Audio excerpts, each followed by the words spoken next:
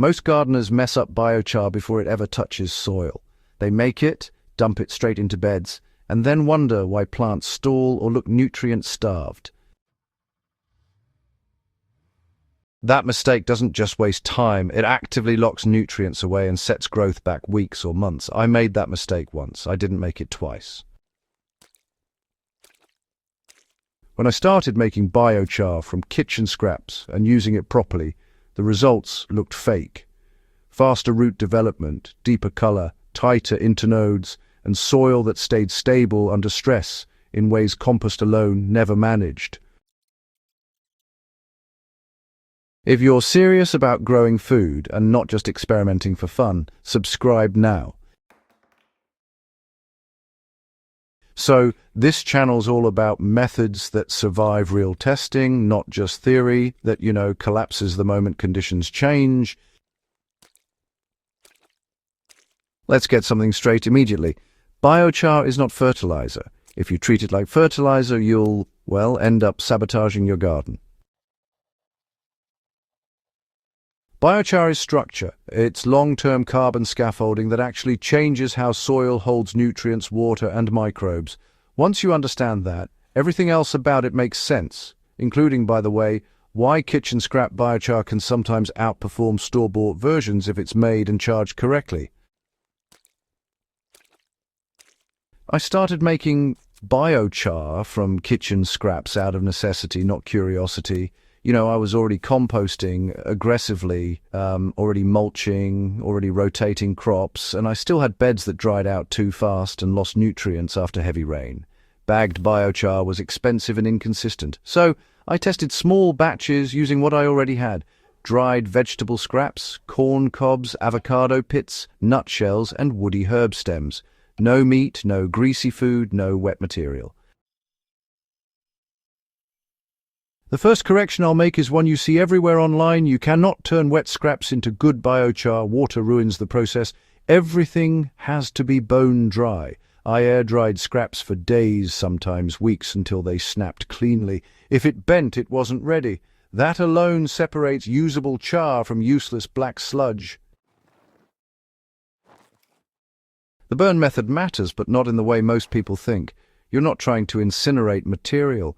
You're trying to drive off volatile compounds while preserving carbon structure. I used a simple, top-lit, oxygen-limited burn inside a small steel container with a loose-fitting lid, flames on top, material below, oxygen restricted but not sealed. Once the smoke had thinned and the flames had died down, I cut off the oxygen completely. What came out wasn't ash. It was this lightweight, brittle, jet-black char that actually rang a bit when you crushed it. Here's where, honestly, most gardeners end up wrecking the process. Raw biochar is empty. It's, chemically hungry. If you add it straight to the soil, it pulls nutrients and microbes out of circulation while it charges itself. That's why, people see yellowing plants and stalled growth after adding biochar. The char is doing exactly what it's designed to do, just at the wrong time. Charging biochar is non-negotiable. I soak crushed char in finished compost tea, urine-diluted water at roughly 10:1, or nutrient-rich compost to leachate. The soak lasts at least 2 weeks, sometimes even a bit longer. The liquid darkens, smells earthy, and, it stops fizzing. That's when it's ready. If it smells sharp or, kind of sterile, it's not done. In raised beds, I apply charged biochar at about 5% by volume in the top 15 centimeters of soil. That's enough to change soil behavior without overwhelming it. When I first tested this, I split a bed down the middle.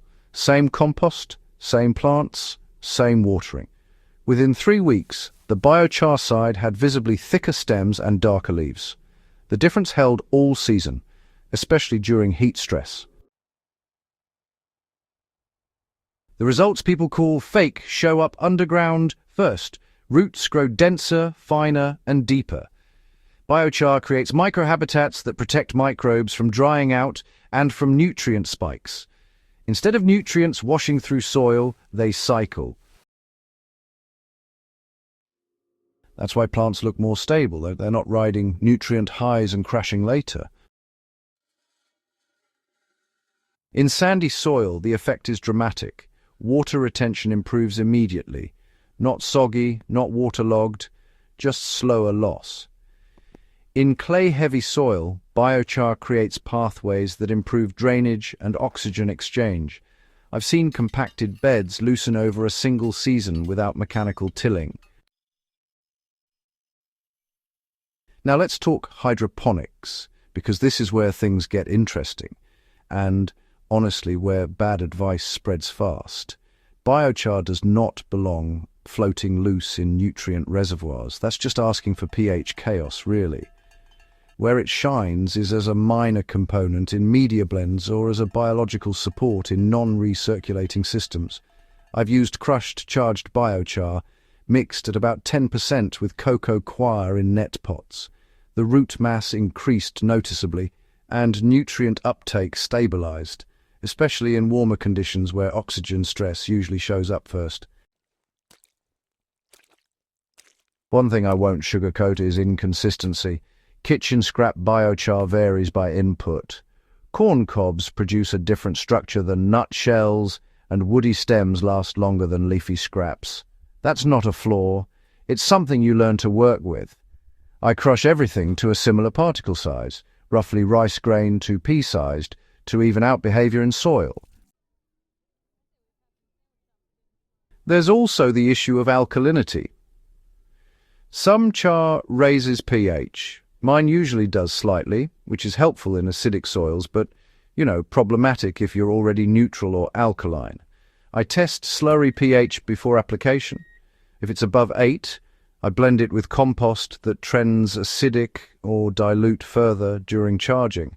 Ignoring pH is another reason people get bad results and blame biochar instead of their process. One common claim I'll push back on hard is that biochar replaces compost. It doesn't. Biochar without organic matter is a skeleton without muscle. Compost feeds. Biochar holds. The magic happens when both are present. Every system I've tested that leaned too hard on char underperformed compared to balanced systems. The long-term effect is what keeps me using it. Biochar doesn't break down the way compost does. Beds treated once keep performing better year after year. Less leaching, less compaction, more consistent growth. That's not hype. That's measured by how little I have to intervene later. If you tried biochar before and it failed, chances are high the problem wasn't biochar. It was raw application, poor charging, or unrealistic expectations. When you make it from kitchen scraps, you control every variable. That's power most gardeners overlook. If this kind of real-world testing helps you grow better food with fewer surprises, subscribe to the channel. We focus on practices that compound results over time, not shortcuts that burn out soil. And share this video with anyone who thinks biochar is either magic dust or a waste of time. The truth sits in the process, and better food always follows better understanding.